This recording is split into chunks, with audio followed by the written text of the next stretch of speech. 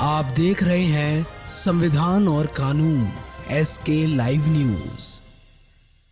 जबलपुर के केंद्रीय कारागार सेंट्रल जेल प्रांगण में चल रही 7 दिवसीय भागवत कथा का आज समापन हुआ।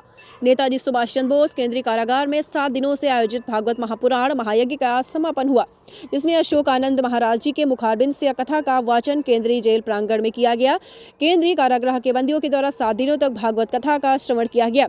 माता वैष्णो देवी यात्रा समिति के द्वारा भागवत कथा का आयोजन तीसरी बार यहां पर किया गया था, जिसका मुख्य उद्देश्य जेल बंदियों को सद्बुद्धि एवं शतमार्ग प्राप्त हो।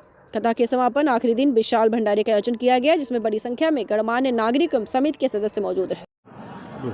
जैसा कि आपने देखा, आज भागवत कथा का समापन रहा। ये प्रारंभ हुई थी 19 तारीख से, आज 24 तारीख हो गई, 7 दिवस बराबर 18 तारीख से प्रारंभ हुई थी। 24 तारीख तक ये कथा भागवत कथा चली। अशोकानंद जी महाराज की आप कथावाचक के रूप में रहे।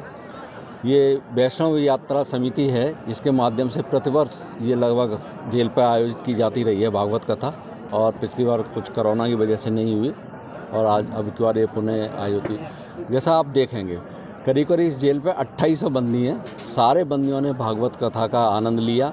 एक साथ हम प्रारंभ उनको नहीं बिठा पाए, मगर हमने प्रतिदिन बदल के बिठाया। प्रतिदिन उन्हें प्रसाद मिला और आप विश्वास नहीं करेंगे, हमने इसका फीडबैक भी लिया। तो सबसे ज़्यादा कृष्ण जन्म और रुक्मिणी विवाह ये सबसे ज़्यादा पसंद किए गए बंदियों के द्वारा। ये सब इस प्रकार के आयोजन होते रहें और इसमें ये इसका बड़ा प्रभाव रहता है। 7 दिवस जो भक्ति भाव जेल में रहता है, उससे कुछ तो शांति रहती है और जेल का माहौल अच्छा रहता है। छोटी मोटी कोई अगर ऐसी कुछ घटनाएं घटती हैं तो हमारे ये नहीं सामने आती है। तो बस मैं इतना ही कहना चाहूँगा। इस प्रकार के हमारे प्रयास ये रहें कि इस प्रकार के ये प्रोग्राम होते रहें और जो वैष्णव यात्रा समिति के माध्यम से हम कुछ न कुछ और राम कथाएं और दूसरी कथाएं आयोजित करते रहेंगे।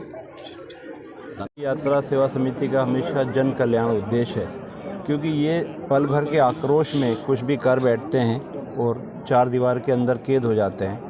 भागवत तो कहीं बाहर भी करवाई जा सकती थी, लेकिन मन में यही ख्याल आया, बाहर तो सबको ही सुनते हैं, इनके पास कुछ नहीं है धर्म के लिए, तो क्यों न अपन इनके यहाँ चल के और इनको भागवत के माध्यम से इनको जीने की कला सिखाई जाए कि आगे चल के इनको कैसे जीवन यापन करना है, जिसमें ये और इनका परिवार सुखी हो सके।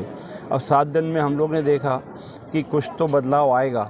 अगर 3000 कैदी में अगर 100-200 भी अगर सही रास्ते पे चल गए तो हमारा ये मिशन सफल हो जाएगा। और इस प्रकार से ये तीसरी बार है और आगे हम इसी प्रकार से और भी जन कल्याण के कार्य करेंगे। अभी 1 आध महीने बाद फिर यहाँ के पता करेंगे कि यहाँ भागवत होने से क्या उसका बेनिफिट हुआ कि नहीं हुआ। अगर बेनिफिट हुआ तो फिर इसको 1 साल की बजाय 9 महीने में 12 महीने जैसा होगा उस हिसाब से आगे की रूपरेखा तैयार की जाएगी। खबरों के लेटेस्ट अपडेट के लिए इसी तरह हमारे साथ जुड़े रहें और इस वीडियो को ज्यादा से ज्यादा शेयर करें।